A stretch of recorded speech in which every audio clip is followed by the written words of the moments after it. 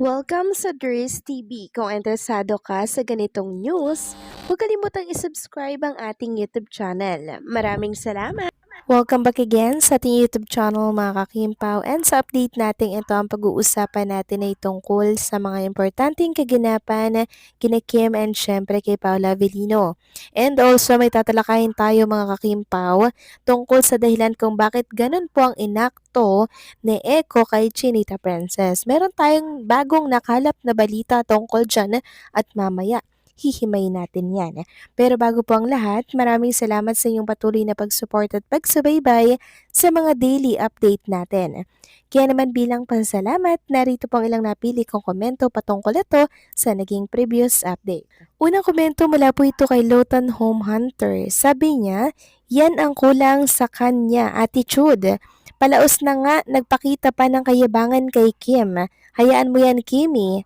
Huwag kang manood dyan ng mga Kim Pao fans o walang manonood dyan na Kim Pao fans kasi nagpakita siya ng kayabangan niya. Dapat nga wala ng movie yan eh. Matanda na siya, kumukuba na siya, wala ng purma, kahit anong bihis niya pa, matanda na talaga. Goodbye na lang sa'yo kahit sa'yo hindi kami manonood kasi mayabang ka masyado. Ayan ang mapapala mo. So maraming salamat po sa komento, Lotan Home Hunter. So yan po talaga yung action or reaction ng mga fans ni Kim or ng Kim Pao or ng mga casual netizen. Talagang hindi po nila nagustuhan yung inakto or yung naging attitude nitong si Echo dito po sa It's Showtime. 'Di ba? So baka naman na-misinterpret lang natin pero sana 'di ba mga kakimpaw, humingi po siya ng sorry, linawin niya po yung tungkol doon, bakit ganun po ang nangyari, 'di ba? Kasi tayong mga fans, deserve natin ng mga kaliwanagan. Nang sa ganun hindi po tayo mag-isip ng mali, hindi po ba sa inakto niya dito po sa It's Showtime. Kasi kung hahayaan niya mga kimpo na ganito yung isipin natin, edi ganun po yung tatatak sa ating isipan, hindi po ba? So sali po na susuporta ang mga Kimpo fans dito kasi andyan si Ann Curtis na malaki po ang kaugnayan kay Chinita Princess, and ako mga kakimpo, nag-back out po yung iba. Meron nga po ako nabasa na parang nasa 200 silang manonood. Wag na lang daw dahil hindi nila nagustuhan yung inakto nitong si Echo kay Chinita Princess. So laking sayang nun mga kakimpaw ha, na lalangawin ang kanyang movie dahil lang sa pinakita niya po nakagaspangan ng ugali dito sa It's Showtime. So maraming salamat sa komento, Lotan Home Hunter, God bless po and mabuhay kayo. Next comment naman mula po kay Ginang Norma Dayag, sabi niya, Good evening Dries TV, yes I saw and witnessed the guest tours of Jericho.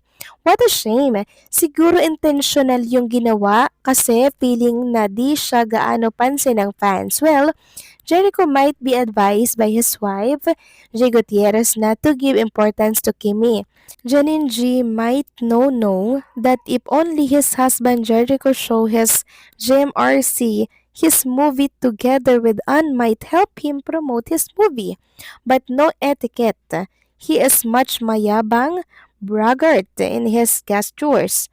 Well, attention Jericho, if this is your gesture to Kimi, well, 100% we will not view your movie kahit si An pa na friend ni Kimi. To you, Jericho, you are influenced by your wife with that bad character. So, dapat lang na magsama kayo kasi parehas kayo ng ugali ng asawa.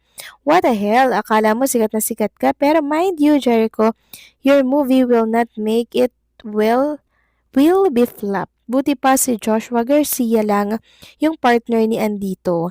Same feathers, flocks together. Yes, agree ako dito sa same feathers, flocks together mga kakimpaw. And tama po kayo sa inyong mga sinabi. Lalo na po itong sinabi po ni Ginang Norma Dayag. Kahit na kaibigan po ni Chinita Princess si Ann Curtis, hindi po talaga susuporta ang mga fans dito kasi nga po hindi nila nagustuhan yung inakto nitong si Echo kay Kim. Kasi nakita ko yung effort ni Kim Chun na pagbabasa niya mga kakimpaw. Tapos pagdating kay Echo, ganun lang yung isasabi niya na wala lang, 'di ba po? Nakakabastos mga kakimpaw.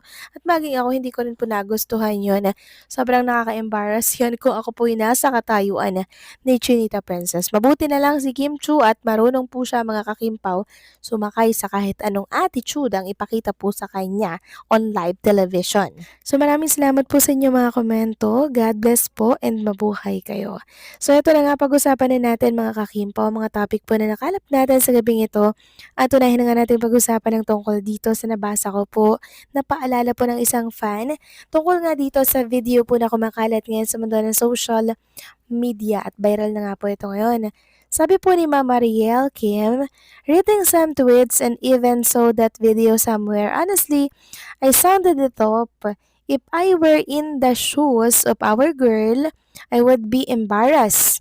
I get you guys, but let's focus on our mains and not make it an issue. Our mains have lots of blessing and good karma. Then, nirepost po ito ni Marion. Sabi niya, I agree, just let it pass. Huwag paingayin ang pinopromote nila.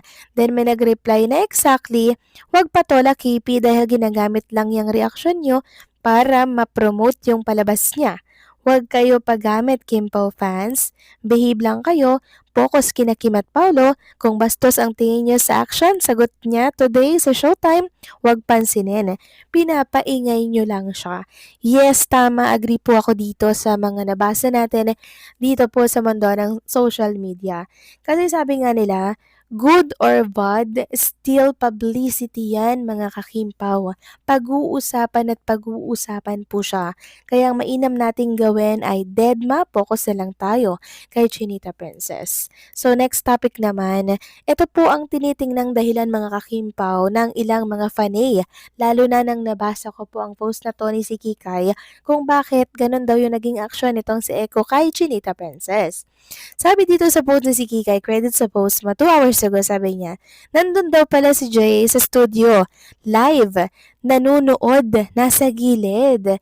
Kaya ba ganon ang sinabi ni Echo kay Kimi nung nagtanong ito about sa movie? So ito po yung sabi nandyan pala si Jay sa studio, nasa gilid ng stage, nakabantay kay jowa niya. Kaya naman pala ganon inasta ni Echo kay Kimi sa It's Showtime, nandun yung jowa nanonood sa gilid, grabe din talaga. So ako para sa akin, kinandyan siya or wala, dapat nating erespeto si Kim Chu or kung sino man po yung mga nasa studio ng It's Showtime. Kasi pumunta sila dyan, silang may kailangan. Sila po yung may kailangan kaya makisama sila sa mga taong nandyan, lalo na po sa mga host or party po ng naturang programa. Hindi po katanggap-tanggap yung ginawa po nitong si Eko mga kakimpaw. Kaya ngayon, binabatikos po siya ng mga fanny, ng mga supporters ni Kim or ng Kim Pao. 'Di ba? Dahil po sa naging action niya, hindi naman po yan sila magsasalita ng kung ano ng masakit kung wala po silang napansin sa gestures nitong si Echo. Pero mabuti na lang mga kakimpaw at si Chinita Princess po ay magaling lang talagang makisama at sumalo kahit nasa nakaka-embarrass po na pangyayari. Kaya hayaan na natin yan mga kakimpot, baka ma-stress lang tayo. Ang importante po dito, marunong pong dalhin, marunong magdala si Kim Chu kahit nasa ganito pong sitwasyon. So kayo ba, ano po ang inyong masasabi dito? Please comment down below and syempre don't forget to like, share, comment, and subscribe.